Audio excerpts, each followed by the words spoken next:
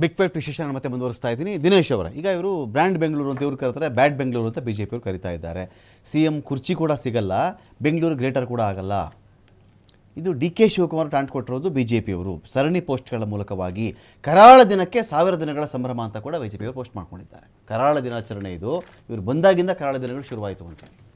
Sir, ಇವ್ರು ಬಂದಾಗಲ್ಲ, BJP, JDS, Congress ಇವ್ರು 3 ಕರಾಳ ದಿನಗಳೇ ಕೊಟ್ಟಿರೋದು ಇವತ್ತು ನಾಗರಿಕರಿಗೆ. ಒಂದು ಸಿಂಪಲ್ ಎಕ್ಸಾಂಪಲ್ ಕೊಡ್ತೀನಿ. ಇವತ್ತು ಬೆಂಗಳೂರು ಯಾಕೆ ಅಭಿವೃದ್ಧಿಗಳಾಗಿಲ್ಲ, ಹಳ್ಳಿಗಳು ಯಾಕೆ ಅಭಿವೃದ್ಧಿ ಆಗಿಲ್ಲ ಅಂತ. ಇವತ್ತು ZP, TP, GBA ಇವ್ರೇನು BBMP ಎಲೆಕ್ಷನ್ಗಳು ಇದು ಮಾಡದೆ ರಾಜ್ಯಕ್ಕೆ ಇವ್ರೇನು ಹೇಳ್ತಾರಲ್ಲ ಕೇಂದ್ರದಿಂದ ಕೊಟ್ಟಿಲ್ಲ ಅಂತ, ಸುಮಾರು 19,000 ಕೋಟಿ ಅಮೌಂಟ್ ಬಂದಿಲ್ಲ ಈ ಎಲೆಕ್ಷನ್ ಆಗದೆ. 19,000 ಕೋಟಿನಲ್ಲಿ ರಾಜ್ಯ ಎಷ್ಟು ಅಭಿವೃದ್ಧಿ ಹೊಂದಿತ್ತು, ಹಳ್ಳಿಗಳು ಎಷ್ಟು ಅಭಿವೃದ್ಧಿ ಹೊಂದಿತ್ತು. ಬೆಂಗಳೂರು ಅಲೋನ್ 2,300 ಕೋಟಿ ರೂಪಾಯಿ ಬರಬೇಕಿತ್ತು. ಈ GBA ಎಲೆಕ್ಷನ್ ಆಗದೆ ಇರೋದ್ರಿಂದ 2,300 ಕೋಟಿ ಬಂದಿಲ್ಲ.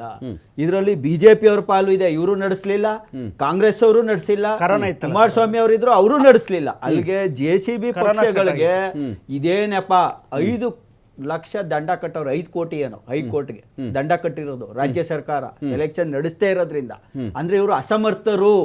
ಅಂದ್ರೆ ಜನಪ್ರತಿನಿಧಿಗಳನ್ನ ಸೆಕೆಂಡ್ ಲೈನ್ ಆಫ್ ಲೀಡರ್ಸ್ ಹುಟ್ಟಾಕ್ಬಿಟ್ರೆ ನಾವು ತಿನ್ನೋ ಏನು ಭ್ರಷ್ಟ ಭೋಜನ, ಅದು ಭ್ರಷ್ಟಾನ್ನ ಭೋಜನ ಅಲ್ಲ, ಭ್ರಷ್ಟ ಭೋಜನಕ್ಕೆ ಇನ್ಯಾರು ಬಂದು ಸೇರ್ಕೊಂಡ್ಬಿಡ್ತಾರೋ ಅವ್ರು ಬಂದು ನಮ್ ತಟ್ಟೆಲ್ ಕೈ ಹಾಕ್ತಾರೋ ಅಂದ್ಬಿಟ್ಟು ಇವತ್ತು ಬೆಂಗಳೂರಲ್ಲೇ ನೋಡಿ ಹೈಯೆಸ್ಟ್ MLA-ಗಳಿರೋದು ಬಿಜೆಪಿ ಅವರೇ. ಇವತ್ತು ಇವತ್ತು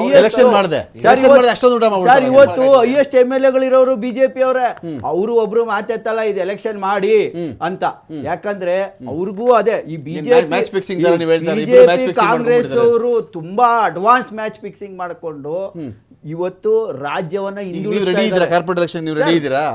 ಯಾರು ಗೆಲ್ಲಿ ಬಿಡ್ಲಿ, ಕೇಂದ್ರದ ಅನುದಾನ ಆಗ್ಬೇಕು, ಆ ಸಮಯಕ್ಕೆ ಆಗ್ಬೇಕು. ಇವತ್ತು ನಾವು ದೆಹಲಿಲೂ ಮಾಡಿರ್ಲಿಲ್ಲ, ನಾವು ಹೋರಾಟ ಮಾಡೋದು, ಹೈಕೋರ್ಟ್ಗೆ ಹೋಗ್ದೋ, ಸುಪ್ರೀಂ ಕೋರ್ಟ್ಗೆ ಹೋದೋ, ಎಲೆಕ್ಷನ್ ಇನ್ ಟೈಮ್ ಅಲ್ಲಿ ಮಾಡುದ್ವಲ್ಲ. ಅದನ್ನ ಮಾಡೋದಕ್ಕೆ ಇವ್ರುಗಳಿಗೆ ಯಾಕೆ ತಾಕತ್ತಿಲ್ಲ ಅಂದ್ರೆ ಈ ಟಾಪ್ ಲೀಡರ್ಸ್ ಇದಾರಲ್ಲ, ಇವರು ರಾಜ್ಯ ಹಿಂದುಳಿದ್ರೂ ಪರವಾಗಿಲ್ಲ, ನಾವು ಮಾತ್ರ ತಿಂತಾ ಇರ್ಬೇಕು, ನಾವು ಮಾತ್ರ ಅಡ್ಮಿನಿಸ್ಟ್ರೇಷನ್ ಅಲ್ಲಿ ಇರ್ಬೇಕು. ಎಲೆಕ್ಷನ್ಗಳು ಮಾಡಿದ್ದಾಗ ಅವ್ರೇನು ಉದ್ಧಾರ ಮಾಡಿದ್ದು, ಗೆದ್ದಿದ್ದವ್ರೇನು ಉದ್ಧಾರ ಮಾಡ್ಬಿಟ್ಟಿದ್ರು ಅವ್ರದ್ದು ಹೇಳ ಅದಲ್ಲ ಸರ್. ಎತ್ತೋದ್ರಲ್ಲಿ 1,000 ಕೋಟಿ ತಿಂದಿದ್ರು ಹೇಳ ನಾನು. ಹೂಳಲ್ಲಿ ಇವ್ರು ಹೇಳಿದ್ದು ಲೆಕ್ಕಕ್ಕೆ 7 ನಂದಿ ಬೆಟ್ಟದಷ್ಟು ಹೂಳಾಗ್ಬೇಕಾಗಿತ್ತು. 6,000 ಕೋಟಿ ಲೆಕ್ಕ ತೋರಿಸ್ಬಿಟ್ಟು ನಾವು ಇವತ್ತು ಅದೇ ಹೇಳ್ತಾ ಇಲ್ಲ. 19,000 ಕೋಟಿ ನಷ್ಟ ಆಗಿರೋದು ಎಲ್ಲಿಗೆ? ನಮ್ಮ ಟ್ಯಾಕ್ಸ್ ದುಡ್ಡು. ಹಳ್ಳಿಗಳಲ್ಲಿ ಒಂದೊಂದು ಸ್ಮಾಲ್ ಬ್ರಿಡ್ಜ್ಗಳು ಬಿದ್ದೋಗಿದ್ದಾವೆ. ಅದನ್ನ ಇವತ್ತಿಗೂ ಒಂದು ಬ್ರಿಡ್ಜ್ ಮಾಡಕ್ಕೆ ಯೋಗ್ಯತೆ ಇಲ್ಲ ಇವ್ರ ಕೈಲಿ. ಪೈಪ್ಗಳು ಹಾಕೊಂಡು ಅದ್ರ ಮೇಲೆ ಮಣ್ಣು ಹಾಕೊಂಡು ಜನ ಓಡಾಡ್ತಾ ಇದಾರೆ. ಅಲ್ಲಿ ಓಡಾಡೋ ಬಸ್ಗಳು ಯಾವತ್ ಬಿದ್ದೋಯ್ತವೋ, ಕಾರ್ಗಳು ಯಾವಾಗ ಬಿದ್ದೋಯ್ತವೋ ಆ ಪರಿಸ್ಥಿತಿಲಿ ಓಡಾಡ್ತಾ ಇದಾರೆ ಇವತ್ತು. ಅಂದ್ರೆ ಒಂದೊಂದು ಸಣ್ಣ ಬ್ರಿಡ್ಜ್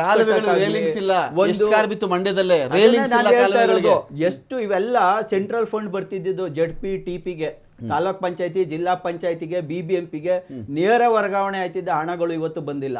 ಇದಕ್ಕೆಲ್ಲ ಕಾರಣ ಏನು? ಇವತ್ತು ನೋಡಿ, ಇವತ್ತು ಸುಮ್ನೆ ಹೈಕೋರ್ಟ್ ಅಲ್ಲಿ ಕಾಲಹರಣ ಮಾಡ್ತಾ ಇದ್ದಾರೆ. ಇದೇ ಬಿಜೆಪಿ ಅವರೇ ಹಾಕ್ತಾರೆ ಅಪ್ಲಿಕೇಶನ್ಗಳು, ಹಾಕಿದ್ದಾರೆ, ಬಿಜೆಪಿ ಅವರೇ ಹಾಕವ್ರೆ. ಆ ವಾರ್ಡ್ ಅಲ್ಲಿ ಹಂಗ್ ಮಾಡಿದ್ದಾರೆ, ಈ ವಾರ್ಡ್ ಅಲ್ಲಿ ಹಿಂಗ್ ಮಾಡಿದ್ದಾರೆ ಅಂತ. ಇದು ಕಾಲಹರಣ ಮಾಡೋ ವಿಧಾನ ಹೊರತು ಡೆವಲಪ್ಮೆಂಟ್ ಮಾಡೋದು. ಮತ್ತೆ ಬೆಂಗಳೂರು ಹೆಂಗ್ ಡೆವಲಪ್ ಆಗುತ್ತೆ ಸರ್? 2,300 ಕೋಟಿ ಬಂದ್ರೆ ಬೆಂಗಳೂರು ಎಷ್ಟು ಡೆವಲಪ್ ಆಗುತ್ತೆ? 1000 ದಿನಗಳಲ್ಲಿ ಏನಾದರೂ ಆಗಿದ್ಯಾ ಆಗಿಲ್ವಾ ದಿನೇಶ್? ಸರ್, ಬೆಂಗಳೂರಲ್ಲಿ ಒಂದು ಆಗಿದೆ, ಗುಂಡಿಗಳಾಗಿದ್ದಾವೆ, ಗುಂಡಿಗೆ ಬಿದ್ದು ಜನ ಸತ್ತಿದ್ದಾರೆ, ಈ ತರದವಾಗಿದ್ದಾವೆ. ಧೂಳು ತುಂಬ್ಕೊಂಡಿದೆ. ನಮ್ದು ಏರ್ ಕ್ವಾಲಿಟಿ ಇಂಡೆಕ್ಸ್ 200ಕ್ಕೆ ರೀಚ್ ಆಗಿದೆ. ಕೆರೆಗಳಿಗೆ ಗಲೀಜ್ ನೀರುಗಳು ಬಿಟ್ಟು ಅದಕ್ಕೆ ಹೋರಾಟದವ್ರ ಮೇಲೆ ಅಟ್ರಾಸಿಟಿ ಕೇಸ್ಗಳು ಹಾಕಿದ್ದಾರೆ. ಹೋರಾಟಗಾರರ ಮೇಲೆ ಇವರು MLA-ಗಳೇ ಹೊಡೆದು ರಕ್ತ ಬರ್ಸಿ ಅಟ್ರಾಸಿಟಿ ಕೇಸ್ ಹಾಕವ್ರೆ. ಅದ್ರ ಮೇಲೆ ಈಗ ನಾನ್ ಬೇಲೇಬಲ್ ವಾರೆಂಟು ಇಶ್ಯೂ ಮಾಡವ್ರೆ. ಆಮೇಲೆ ಡ್ರಗ್ಸ್ ಕೇಸ್ಗಳು ಹೆವಿ ಆಗಿದ್ದಾವೆ. ಸೂಕ್ಷ್ಮದಲ್ಲಿದೆ ಮೋಕ್ಷ ಅಂತ ಒಂದು ಮಾತಿದೆ ತೆಲುಗುಲಿ ಹೇಳ್ಬೇಕಂದ್ರೆ, ಸೂಕ್ಷ್ಮ ಒಂದಿ ಮೋಕ್ಷಮು ಅಂತ ಅವ್ರು ಕರೀತಾರೆ. ಅವರು ಈ ಎಲ್ಲ ಸಣ್ಣ ಕೆಲಸಗಳಲ್ಲೇ ಸೇರಿಸ್ಕೊಂಡ್ರೆ ತುಂಬ ದೊಡ್ಡ ಒಂದು ಹೆಸರು ಬರ್ತದೆ ಒಂದು ಸರ್ಕಾರಗಳಿಗೆ. ಈ ಒಂದು ಕಾಲುವೆ 3 ಕಾರ್ ಬಿತ್ತು, 4 ಕಾರ್ ಬಿತ್ತು, 5 ಕಾರ್ ಬಿತ್ತು, ಒಂದು ರೇಲಿಂಗ್ಸ್ ಆಗಲ್ಲ. ರೇಲಿಂಗ್ಸ್ ನಾನು ಮಾತಾಡ್ತಿರೋದು. ಸೈಡಲ್ಲಿ ಒಂದು ಸಣ್ಣ ಗೋಡೆ ಹಾಕ್ಬಿಟ್ರೆ ಸಾಕು, ಎಷ್ಟೋ ಅಪಘಾತ ತಪ್ಪಿಸ್ಬೋದು ನೀವು. ಆ ಕಾಲುವೆಗಳು ಕಾರ್ ಬೀಳೋದು, ವೆಹಿಕಲ್ ಬೀಳೋದು, ದನ ಕರುಗಳು ಬಿದ್ದೋಗಿ ಸತ್ತೋಗೋದು ಸ್ಟಾಪ್ ಮಾಡ್ಬೋದು ತಾವು.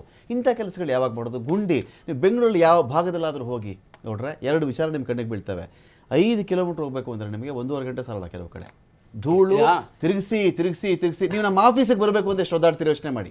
ಎಲ್ಲೂ ಬೇಡ ಸರ್, ಆಫೀಸಿಗೆ ಬರಕ್ಕೆ ಎಷ್ಟು road shed road, road shed road. ಒಂದು ರೋಡ್ ಈಗ ಇಲ್ಲಿಂದ ಒಂದೇ ಒಂದು ರೋಡ್ ಕ್ಲಿಯರ್ ಮಾಡಕ್ ಆಗಿಲ್ಲ. ಟ್ರಾಫಿಕ್ ಜಾಸ್ತಿ ಇದೆ ಅಲ್ಲಿ. ಯಾಕಂದ್ರೆ ಅಲ್ಲಿ ಯಾವಾಗ ಬಿಜೆಪಿ ಸರ್ಕಾರ ಇದ್ದಾಗ 3 ವರ್ಷ ಆಗಿದೆ ನೀವು ಅಧಿಕಾರಕ್ಕೆ ಬಂದು ಏನು ಮಾಡ್ಲಿಲ್ಲ. 3 ವರ್ಷದಿಂದ ಇದೇ ಹೇಳ್ತಾ ಇದ್ದೀರಾ. ನಮ್ಮ ಸರ್ಕಾರ 3 ವರ್ಷದಿಂದ ಇದೇ ಹೇಳ್ತಾ ಇದ್ದೀರಾ. ಕೆ ಜಾರ್ಜ್ ಬೆಂಗಳೂರು ಇನ್ಚಾರ್ಜ್ ಮಿನಿಸ್ಟರ್ ಇದ್ರು. ನಾವೊಂದು ಎಲಿವೇಟೆಡ್ ಫ್ಲೈಓವರ್ ಮಾಡ್ತೀವಿ ಅಂತ ಹೇಳಿ ಪ್ಲಾನ್ ಮಾಡಿದ್ವಿ, ಅಡೆ ಹಾಕಿದ್ರು. ಕರ್ನಾಟಕದಲ್ಲಿ ಬೆಂಗಳೂರಿನಲ್ಲಿ ಎಸ್ಪೆಷಲಿ ಜನಸಂಖ್ಯೆ ಜಾಸ್ತಿ ಆಗಿದೆ. 1,15,00,000 ವಾಹನಗಳು ಇಲ್ಲಿ ಓಡಾಡ್ತಾ ಇದ್ದಾವೆ. 1,15,00,000 ಜನ. ರಸ್ತೆಗಳು ಕಿರಿದಾಗಿದ್ದಾವೆ. ಖಂಡಿತ ಫ್ಲೈಓವರ್ ಗುಂಡಿನೂ ಮಾಡ್ತಾ ಇದೀವಿ. ನೀವೇ ತಡೆಗೋಡೆಲ್ಲ 800 ಕಿಲೋಮೀಟರ್ ರಾಜಕಾಲುವೆನಲ್ಲಿ ನಾವು ಸುಮಾರು 550 ಕಿಲೋಮೀಟರ್ ರಾಜಕಾಲುವೆ ತಡೆಗೋಡೆ ಕಟ್ಟಲಾಗಿದೆ. ಮಿಕ್ಕಿದ ತಡೆಗೋಡೆ ಕಟ್ಟಬೇಕು. ಈ ಮತ್ತೆ ಮಳೆಗಾಲ ಬರಕ್ ಮುಂಚೆ ಅದನ್ನ ಕ್ಲಿಯರ್ ಮಾಡಬೇಕು, ಮಾಡ್ತಾರೆ. ಬೆಂಗಳೂರಿನಲ್ಲಿ 160 ಜಾಗಗಳಲ್ಲಿ ನೀರು ನಿಂತ್ಕೊಂಡು ಮುಳುಗಡೆ ಆಗ್ತಾ ಇತ್ತು. ಅದು 135 ಜಾಗಗಳನ್ನ ಸ್ಪಾಟ್ಗಳನ್ನ ಗುರುತಿಸಿ ನೀರು ನಿಲ್ದಂಗ್ ಮಾಡಿದೆ. ಯಾಕಂದ್ರೆ ನೋಡಿದ್ರೆ ಬೋಟ್ಗಳು ಹೋಗ್ತಾ ಇದ್ರು ಜನ. ಬಿಜೆಪಿ ಸರ್ಕಾರ ಇದ್ದಾಗ ಆ ತರ ಪರಿಸ್ಥಿತಿ ಬಂದಿತ್ತು. ಸೇರ್ಸ್ಕೊಳ್ಳಿ ಪರಿಸ್ಥಿತಿ ಆ ರೀತಿ ಇತ್ತು. ನಾವು ಟೆಂಡರ್ ರೋಡ್ ಮಾಡಿದವರು ನಾವು, ವೈಟ್ ಟಾಪಿಂಗ್ ಮಾಡಿದವರು ನಾವು, ಆಯ್ತಾ, ಎಲ್ಲ ನೀವೇ ಮಾಡಿರೋದು.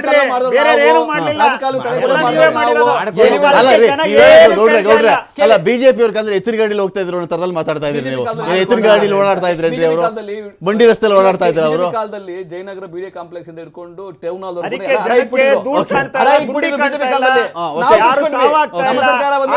ಸಾಲವನ್ನ ತೀರಿಸಿ ಬೆಂಗಳೂರು ಮರ್ಯಾದೆನೇ ಎಲ್ಲ ಮಾರ್ಬಿಟ್ಟಿದ್ರು.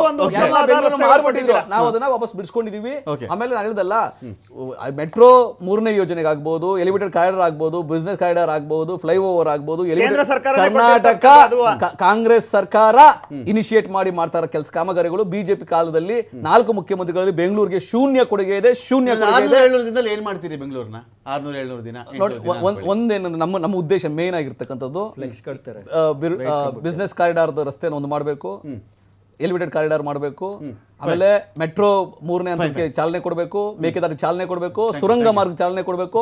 ಮುಂದಿನ 100 ವರ್ಷಗಳ ಕಾಲ ಒಂದು ದೂರ ದೃಷ್ಟಿ ಇಟ್ಕೊಂಡು ಬೆಂಗಳೂರಿಗೆ ಅಂತಾರಾಷ್ಟ್ರೀಯ ಮಟ್ಟದ ಡೈನಾಮಿಕ್ ಸಿಟಿ, ವಿಶ್ವದಲ್ಲೇ ನಂಬರ್ 1 ಸಿಟಿ, ಅದನ್ನ ನಾವು ಅಂತಾರಾಷ್ಟ್ರೀಯ ಮಟ್ಟದ ಸಿಟಿಯನ್ನಾಗಿ ಮಾಡಬೇಕು. ಬಿಜೆಪಿ ಜೆಡಿಎಸ್ ಏನು ಮಾಡಿಲ್ವಲ್ಲ ಅದನ್ನ ನಾವು ಮಾಡೇ ಮಾಡ್ತೀವಿ. Thank you Nataraj Gowda, thank you Govindaraj ಅವರು, ಥ್ಯಾಂಕ್ ಯು ದಿನೇಶ್ ಅವರು. ಸಾಕಷ್ಟು ವಿಷಯಗಳ ಬಗ್ಗೆ ಮಾತಾಡಿದ್ದೀರಿ. 1000 ದಿನಗಳ ಸಾಧನೆ ಅಂತೇಳಿ ಸರ್ಕಾರ ಮಾತಾಡ್ತಾ ಇದೆ. 1000 ದಿನಗಳಲ್ಲಿ 1000 ಸಮಸ್ಯೆ ಅಂತೇಳಿ ಪ್ರತಿಪಕ್ಷಗಳು ಮಾತಾಡ್ತಾ ಇವೆ. ಈ ವಿಚಾರಗಳಿಗೆ ಅಕಸ್ಮಾತ್ ಇಲ್ಲಿ ತಪ್ಪುಗಳು ಇದ್ದರೆ, ವಿಶೇಷವಾಗಿ ರಸ್ತೆ ವಿಚಾರದಲ್ಲಿ ಬಹಳ ಅಸಮಾಧಾನ ಇದೆ, ಕೆಲವೊಂದು ತೆರಿಗೆ ವಿಚಾರದಲ್ಲಿ ಜನಗಳಿಗೆ ಅಸಮಾಧಾನ ಇದೆ, ವಿದ್ಯುತ್ ದರ ಏರಿಕೆಗೆ ಸಂಬಂಧಪಟ್ಟಂತೆ ಕೂಡ ಅಸಮಾಧಾನ ಇದೆ. ಇವುಗಳನ್ನು ಕೂಡ ಈ ಬಜೆಟಲ್ಲಿ ಕರೆಕ್ಷನ್ ಮಾಡುವಂತಾಗಲಿ ಅಂತ ಹೇಳ್ತಾ ಡಿಬೇಟ್ ಮುಗಿಸ್ತಾ ಇದ್ದೀನಿ. ನಮಸ್ಕಾರ.